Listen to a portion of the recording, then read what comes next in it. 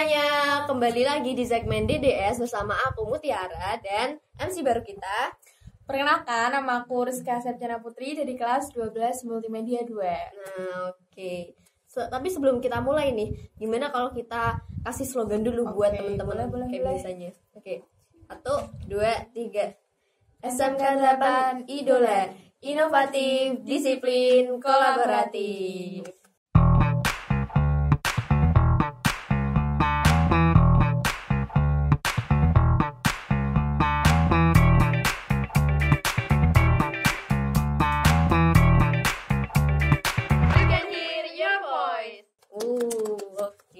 Jadi kita mau bahas apa nih hari ini, Riz? Oke, kita hari ini akan membahas tentang sex education. Waduh, sex education itu apa bahasanya? Dalam tanda kutip ya. Iya, gimana nih?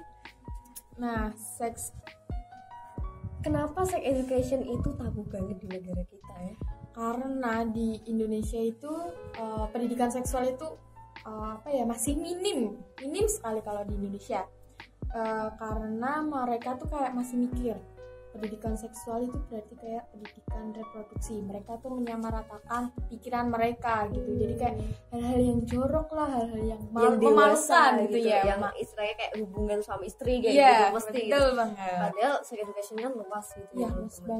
Luas banget pembahasannya. Dan ya kayaknya tuh salah satunya pembahasan sex education itu tabu itu karena negara kita itu negara yang cukup religius. Jadi negara juga bikin aturan sesuai dengan kepercayaan mereka sama Tuhannya juga gitu, masing-masing juga. Nah, Indonesia juga mayoritas muslim ya. Tuh. Nah, tapi nih sebelum kita sampai kepada pembahasan sex education, pembahasan yang inti nih, kita mesti banyak dari kalian nih yang enggak tahu apa itu perbedaan seks sama gender. Nah, apa sih bedanya? Nggak tahu kan? Nah, oke. Gimana tuh, Riz? Bedanya apa nih? Seks ya, kalau seks itu secara biologis itu jenis kelamin laki-laki dan perempuan yang kita tahu gitu. Perbedaannya tuh ada di organ reproduksinya, terus sel kromosomnya dan lain sebagainya. Nah, kalau gender itu sendiri, gender itu gimana? Gender itu teman-teman persepsi masyarakat, kayak penilaian masyarakat, kayak istilahnya cowok itu maskulin, terus cewek itu feminin gitu. Dan itu juga ada hubungannya sama patriarki yang kayak cowok nggak boleh nangis gitu, cowok harus kuat gitu, cewek nggak boleh pulang malam gitu, cewek harus pakai lebay gitu. Kayak gitu. Nggak boleh pakai celana. Nah ya itu termasuk gender ya teman-teman. Makanya gender ini juga bisa dihubungkan sama orientasi seksual. Nah kayak gitu, kayak homoseksual, kayak heteroseksual, kayak biseksual. Kalau homoseksual itu sendiri penyuka sesama jenis. Nah, kalau aseksual itu orang yang nggak punya ketertarikan sama sekali dengan seksual. Jadi dia nggak mau tuh ngapa-ngapain kayak kenal cewek lah atau gimana lah. Terus ada praseksual, panseksual. Salah ya Allah. Iya, panseksual. Jadi panseksual itu gimana tuh panseksual? Ketertarikan terhadap seseorang lepas dari gender, jenis kelamin dan segala macam. Jadi kalau panseksual ini, kalau yang dari yang aku tangkap ya, itu lebih ke dia ketertarikan secara emosional ataupun kenyamanan gitu. Jadi nggak peduli kamu cewek cowok apalah apa nyaman gitu. Sama kamu, aku nyaman sama kamu ya udah gitu. Aku sayang sama kamu. Aduh. Oke. Nah terus Nah terus nih teman-teman, kan tadi kan kita sempat bahas homoseksual nih teman-teman. Jadi homoseksual itu waktu aku baca nih ya teman-teman, menurut Paduan Psikatri DSM mengklarifikasi bahwa LGBT bukanlah gangguan kejiwaan. Berarti apa itu kok bisa LGBT? bukan gangguan kejiwaan tapi lebih tepatnya kayak trauma masa kecil gitu loh teman-teman.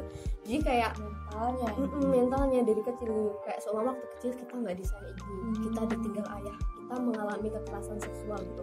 Itu yang akhirnya ketika itu yang artinya ketika kita besar kita kayak aduh aku nggak pernah disayang ibu, jadi aku butuh butuh sosok ibu yang apa ya, yang bisa mengayomi aku gitu. Dan kebetulan aku punya temen cewek nih yang dia care banget sama aku, akhirnya aku baper gitu. Nah itu contohnya. Iya sih juga ya.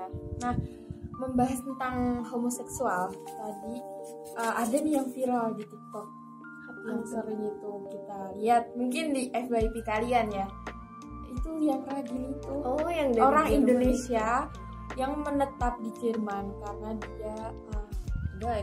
Oh iya, dia gay. Ya, kalau gitu mesti perasaan orang tuanya kayak sakit lah, anak kita ternyata punya gangguan seksual gitu kan. Bukan gangguan, penyimpangan seksual gitu. Tapi kalau bisa kita lihat nih di Jerman sendiri sih, menurut kamu pendidikan seksnya gimana? Oke, mau membahas Jerman ya. Jerman itu terkenal dengan sebutan rumah border terbesar di Eropa. Wow, apa itu border? Rumah border itu kayak rumah, bukan rumah sih, negara terbesar prostitusinya. Jadi di sana tuh anak-anak di bawah umur udah mulai menjual diri mereka. Menjual diri mereka sendiri gitu. Mereka tuh menjualnya tuh kayak di pinggir jalan gitu dengan gelang-gelang dan tas mereka tuh mesti dipinggang. Ya sih, aku baca-baca tas mereka tuh pasti dipinggang kalau mau menjajakan diri gitu. Tapi itu rumah border itu legal? Maksudnya dari negara juga nggak apa-apa gitu? Iya, nggak apa-apa karena di sana tuh pendidikan seksual dilindungi. Di sana di Jerman itu pendidikan seksual dilindungi itu sendiri. Nah, terus di Jerman itu prostitusinya meningkat sejak dihapuskannya undang-undang pada tahun 2002. Berdasarkan itu ada 16 negara yang mewajibkan untuk memberikan pendidikan seksual kepada seluruh sekolahan. Jadi wajib hukumnya kalian mengikuti pendidikan seksual itu sendiri. Kayak di kurikulum gitu ya, masuk di kurikulum. Itu masuk di dalam kurikulum pendidikan seksual. Ada itu di Jerman itu kalau kayak gitu. Jadi benar-benar diedukasi banget ya. Di sana tuh edukasinya tuh kayak wah banget gitu loh. Ini pendidikan seksual tuh gini. Tapi justru bahaya nggak sih gara-gara ada kurikulum itu, ini jadi rumah border nih malah. Iya. Ada sih, mereka tuh kayak mikir apa ya, kalau di Jerman tuh rata-rata mikir, orang tua juga pasti khawatir ya kalau anaknya kayak ikut-ikutan kayak gitu, tapi juga mau gimana lagi, pendidikan seksual di sana. Di sana tuh pendidikan seksual juga diajarkan kesetaraan gender, terus cara memakai alat kontrasepsi, gimana cara menanggulanginya kalau misal apa ya, hamil duluan. Pendidikan seksual di Jerman itu nggak hanya diajarkan di sekolah aja. Terus di mana aja tuh? Diajarkan itu di sana juga dipasang pamflet. Ayo ikuti pendidikan seksual. Itulah artinya kalau pakai bahasa Jerman gimana nggak tahu. Terus juga diajarkan di gereja-gereja Katolik di sana. Bahkan di agamanya sendiri juga diajarin di agamanya sendiri juga diajarkan pendidikan seksual secara dini. Dari dini mereka udah mulai dikenalkan gitu. Tapi emang harus sih kalau dari kecil, supaya kalau kita kan kadang kalau masih kecil mentang-mentang masih kecil dipegang-pegang ini nggak apa-apa gitu, nggak ngaruh apa-apa gitu. Padahal sebenarnya itu penting gitu. Banget gimana diajarkan bagian mana yang nggak boleh disentuh orang lain, nggak boleh dilihat orang lain, nggak boleh dipertontonkan kepada publik juga. Itu mana aja sih gitu. Orang tua sih juga harus mengajarkan itu dari dini banget. Itu yang utama emang dari orang tua kan. Oke. Nah tapi ini dari Jerman nih teman-teman. Nah kita bergeser ke Korea. Korea. Karena aku suka Korea, jadi aku sempat cari-cari. Jadi aku sempat cari-cari nih teman-teman tentang sex education di Korea tuh kayak gimana sih gitu. Sama K-popers ya. Nah terus waktu aku baca nih teman-teman, ternyata di Korea itu umur 16 tahun, minimal 16 tahun itu udah diperbolehkan untuk melakukan hubungan seksual. padahal kalau di kita itu malah belum dapat KTP kan ya. Oke. Jadi sebenarnya ini tuh minimal 13 tahun waktu dulu gitu. Itu kan emang masih kecil banget ya. Sampai akhirnya ada kasus gitu. Ada kasus kayak intinya hubungan seksual anak 15 tahun gitu. Tapi yang si kan ini kan udah besar ya. Yang satu udah besar, yang satu masih 15 tahun ini gitu. Lah, yang udah dewasa ini bilang kayak kita sama-sama suka apa gitu. Lagian kan kita udah sama-sama mau gitu. Lagian kan udah di atas 13 tahun gitu. Tapi apa namanya si ibu dari si anak yang masih di bawah umur ini, yang masih 15 tahun ini kayak bilang nggak bisa gitu kan, soalnya ini kan masih kecil gitu. Akhirnya itu kan problemnya dari situ. Akhirnya pemerintah langsung menaikkan umurnya. Jadi maaf, jadi 16 tahun gitu. Lebih dewasa dulu, meskipun nggak dewasa juga sih kalau 16 tahun tuh dewasa. Dan bahkan kalau mereka juga ikut budaya barat nih teman-teman. Jadi kalau mereka pacaran itu kayak hari anniversary gitu, kadang mereka melakukan seks bebas gitu. Nah, di sana sih kayak gitu udah biasa ya. Gaya pacaran di sana juga, gaya berhubungan di sana juga beda dengan Indonesia. Kalau kalian lihat drakor gitu, apalagi Korea Selatan itu 90% warga negaranya itu nggak beragama. Ya iya sih mereka. Jadi ya udah gitu. Oh, satu lagi faktanya. Jadi teman-teman di Korea Selatan itu bahkan ada museum tentang sex education. Wow. Jadi di museum itu ada macam-macam sih isinya.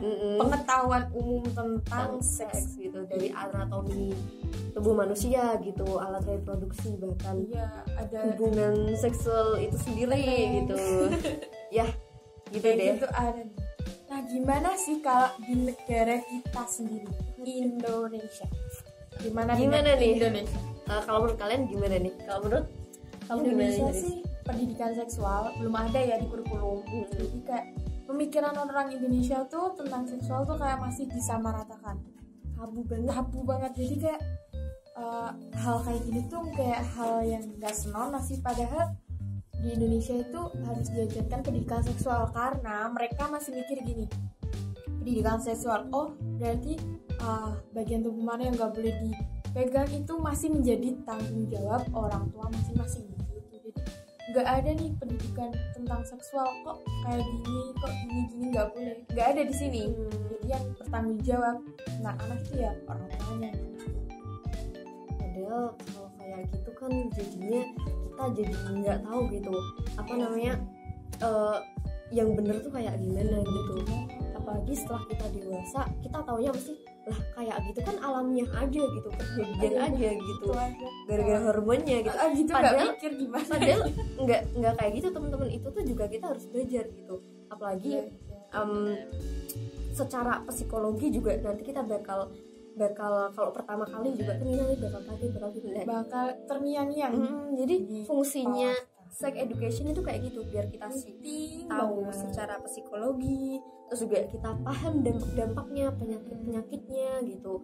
Terus kita juga harus kalau di itu kadang orang melihat kalau orang nikah muda itu mesti hamil duluan. Padahal kan nggak semua orang yang nikah muda itu hamil duluan. Ada juga yang emang gara-gara wasiat orang tua yang sakit, itu juga ada yang akad di rumah sakit itu kan. Nah, itu juga ada. Terus kayak orang-orang di sini tuh nganggap jelek itu tentang sex education gitu. Dan kurangnya literatur tentang pendidikan seks ini tuh menyebabkan beberapa masalah sosial gitu ya. Contohnya hamil di luar nikah, aborsi, terus kayak pernikahan dini juga kan kadang kayak gitu. Mereka kayak nggak paham, kayak ya udah aku cinta sama dia, nikah aja gitu. Padahal modal cinta. Padahal mereka nggak paham gitu. Apalagi kayak penyakit HIV, AIDS gitu, terus yang penyakit mulut itu juga ada. Itu parah banget sih teman-teman. Tujuan dari sex education itu juga yang pertama untuk memberikan pengetahuan kepada kita. Ini loh seks tuh gini, hal yang nggak boleh lakukan itu kayak gini gitu. Akibatnya misal kalau terjerumus sama seks bebas, orang tuanya pasti malu nggak? Malu. Mesti kan ada yang itu dikucilkan, atau kalau video kalian bocor atau gimana, wah bisa panas bunuh itu. diri sih malah. Iya, bunuh diri gara-gara stres. Kalian dibully habis-habisan, diejek-ejek kayak gitu. Terus dampak negatifnya tuh yaitu kayak mungkin ada orang yang mikir kayak gini, oh diajarin sex education, oh berarti kita nyoba aja, kita nyoba gini, oh berarti kita diajarin kayak gini, padahal enggak sama sekali kayak gitu kayak oh nggak apa-apa, coba-coba aja sekali, karena kan kita udah tahu nih obat apa yang bisa mencegah kehamilan, alat kontrasepsi kayak gimana. Nah itu kan pasti kalian juga udah tahu kalau udah dewasa gitu, karena ada sosial media juga ya, sosial media yang sangat luas banget. Tapi ya kalau kayak gitu kita harus tetap itu ya teman-teman, waspada. Kita juga belajar dari sumber yang benar-benar terpercaya sekali. Jangan cuma kayak aduh aku tahu ini dari nonton video ini gitu. Aduh aku protein ya gara-gara nonton video ini. Nggak boleh kayak gitu. Oke, jangan. Karena fungsinya sex education adalah untuk mengedukasi. Sama kayak sex education edukasi gitu ya teman-teman. Bukan untuk ayo mencoba biar kalian tahu, terus apa tingkat kekepoan kalian kayak oh ya udah aku udah tahu, jadi aku udah nggak mau ngelakuin karena aku juga udah tahu ini apa ya, kapan waktu yang tepat untuk melakukan kayak gitu. Ada waktunya. Ada waktu. Sabar. Gitu. Oke. Nah terus nih ya, apa namanya? Aku tuh juga nonton tuh di YouTube, katanya bahkan anak perempuan yang belum menstruasi itu bisa hamil. Ah masa? Iya. Kok bisa? Gimana itu? Aku juga bingung waktu itu. Aku waktu nonton di YouTube ya, di USS Fit itu dijelasin kayak gitu. Sebenarnya aku juga kayak kok bisa gitu. Tapi ternyata waktu aku cari lagi dari sumbernya sumber lain di suara.com itu tuh bilang emang bisa gitu, karena perempuan itu meskipun belum menstruasi tapi dia tetap bisa berovulasi. Jadi meskipun kamu nggak EMS, tapi karena apa ya, kamu tuh cewek, kamu bisa berovulasi. Jadi ketika ada datang ya udah gitu. Makanya kasus kadang kekerasan, kadang pemerkosaan anak ya di bawah umur itu kadang kan ada anak yang hamil kan, gitu, meskipun belum menstruasi. Itu ada yang pernah nih di berita viral banget, itu ayah memperkosa anaknya sendiri. Gila, itu gimana?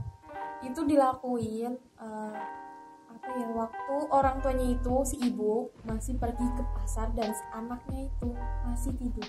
Bayangin, anak kelas 3 SD dan dia nggak paham kan ya, kalau nggak paham, disuruh juga ya gitu-gitu aja karena dia tahu itu bapaknya gitu. Dan karena itu minimnya sex education itu sendiri, ada kasusnya juga wah ikut berpartisipasi dalam mengajarkan sex education kayak gini.